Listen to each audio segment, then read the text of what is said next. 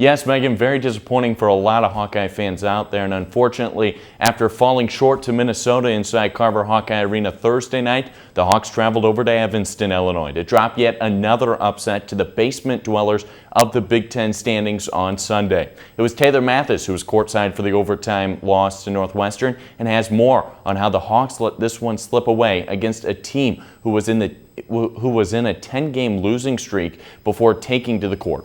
Taylor? What seems to be developing as a theme in Hawkeye basketball is the offense struggling to get started early. But on Sunday, both the defense and offense fell short here at Welsh Ryan Arena as Iowa dropped a disappointing overtime loss to the Northwestern Wildcats. Northwestern came into the game hot from behind the arc, making 5 of their first 6 attempts to build a 21-11 lead. The Hawkeyes battled back on a 13-1 run to tie it at 24, but Northwestern's Trey Demps drained a 3, giving them the 27-24 lead going into the locker room. Late in the second half, Iowa down 52-48 with 19 seconds left, but Jared Uthoff hits the perfect 3, cutting the deficit to just 1. Then Bryant McIntosh produces 2 free throws, stretching Northwestern's lead back to 3. But Uthoff again, who had a career-high 25 points, puts away the off-balance 3 over Vic Law, taking the game to overtime. Jared is just a really talented offensive player and obviously an overall player. He played really well tonight. The shot he made was, a tough shot. Although the Hawkeyes struck first in overtime, the Wildcats grabbed the game 66-61. We didn't finish at the rim. We didn't establish, our ability to score at the rim pretty much the whole game. Now Iowa must bounce back after this 2-game losing streak. This is Taylor Mathis for Daily Iowan TV Sports. Accurate shooting will be essential for the Hawks when they take on Rutgers back here at home on Thursday, as Uthoff was the only Hawkeye to score in double figures. While the men's team fell short, it was women hoops who was victorious at home once again, staying undefeated inside Carver this season and extending their win streak to 4. Whitney Blakemore was courtside and has the highlights on the win over Indiana Sunday night.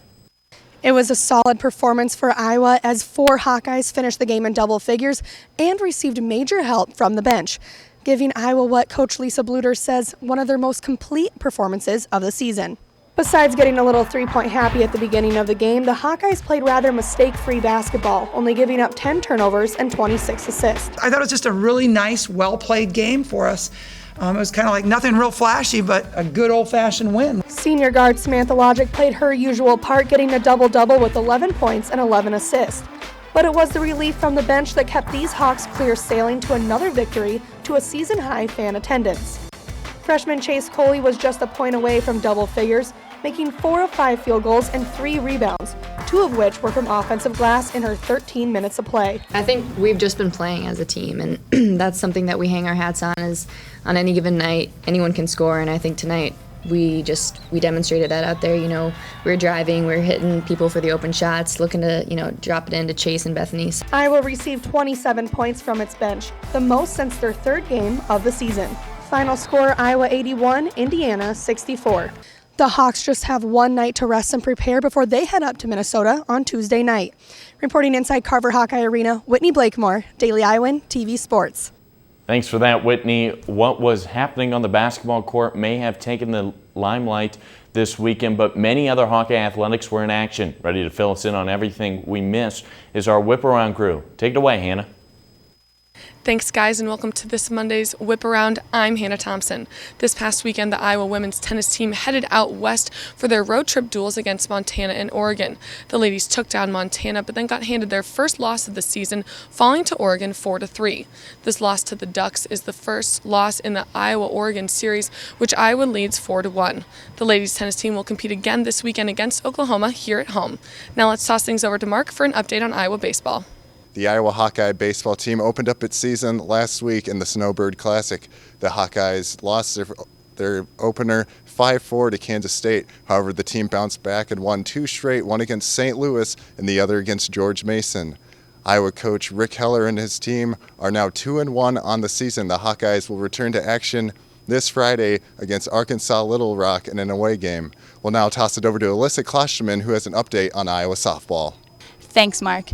The Iowa softball team drops to 3-5 in the season after a tough loss against the #1 ranked team, Florida Gators, down in Gainesville, Florida. Iowa's pitcher, Shayla Starkenberg, recently recorded her first career no-hitter against Southern Utah. She is now one of 7 players in Iowa history to do so. Up next, the Hawks traveled to Lafayette, Louisiana for the Raging Cajun Invitational on February 20th. That's all we got for the Whip. Back to you guys. Thanks, Alyssa. That will do it for me here in the sports studio, but be sure to tune back in tomorrow as we have even more coverage from over the weekend on women's gymnastics and wrestling. Selena, Megan, back to you.